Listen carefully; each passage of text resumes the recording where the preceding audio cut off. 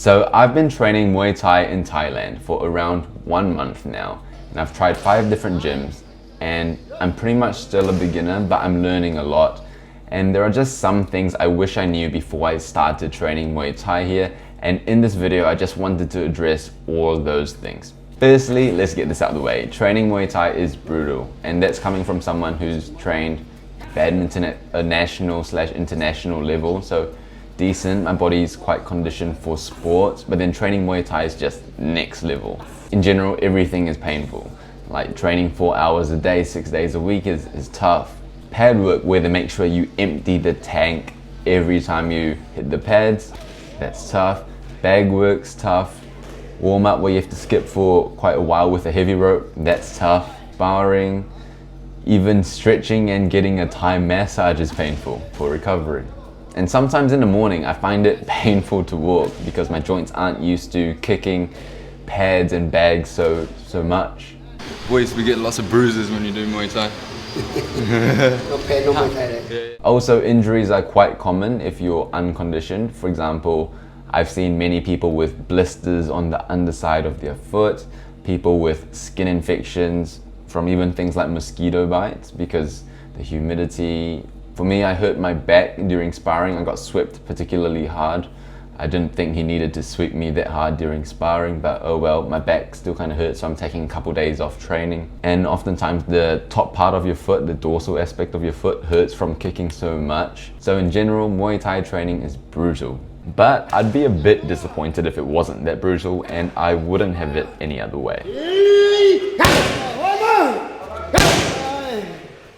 Another thing I noticed is that the trainers often only invest in you once you've kind of proven yourself to be a student that shows up regularly, that trains hard and trains there consistently for at least like a week or so.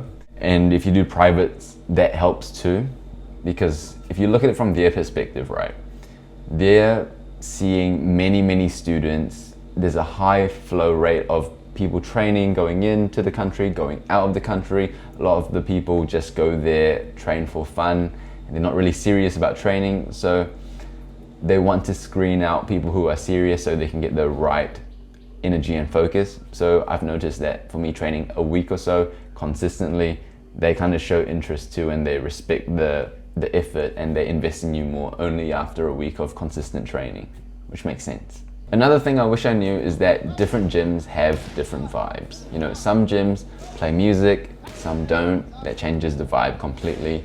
Some gyms focus on the fighters, whereas some gyms focus on everyone.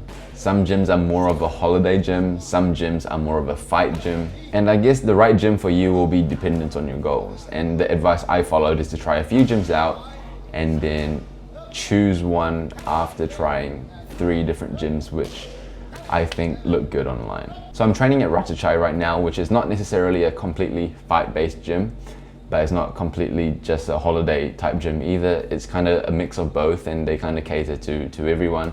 So it's somewhat cool, and the vibe there is really nice. So I've been training at Ratachai. Another thing I wish I knew was that smaller gyms are better for me as someone who's quite new to the sport, because I kind of need that hand holding, that technique correction. And when you have a larger trainer to student ratio, and you get that at the smaller gyms, you can really get that feedback that I want. Some of the bigger gyms will only correct your technique when you're doing the private sessions, when you're doing the one-on-one sessions. Also, I wish I knew the differences between group classes and private classes. So private classes are a bit less focused on, you know, just going ham.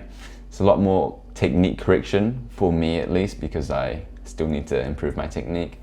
So it's less intense, but I get to improve my technique a lot. Group classes though, I get to practice my sparring, my clinching, and working with other people. So for me, a combination of both a group class and a private class really helps me improve.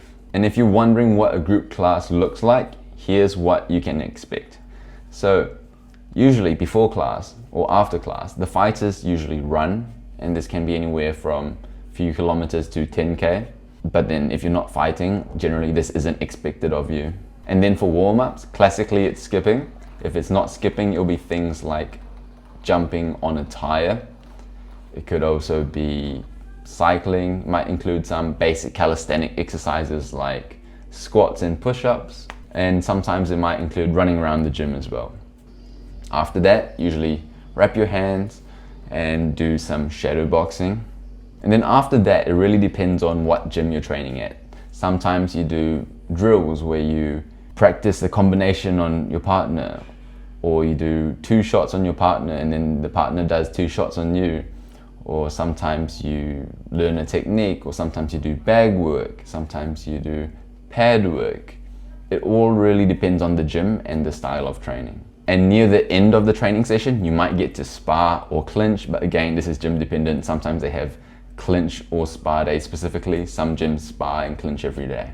In terms of staying at the gym versus staying nearby the gym, I made a video on this, but generally, based on my experience staying 1 week at Lamai Muay Thai at the gym, my experience was that staying at the gym was a bit more intense. Like when I'm just chilling in my room, I could still hear the timer going off. I could still hear people training, kicking pads for a lot of the day. And that was like a bit of an intense vibe. Whereas I'm staying kind of close to the gym now and it's a lot more chill. I can separate Muay Thai from training a bit better.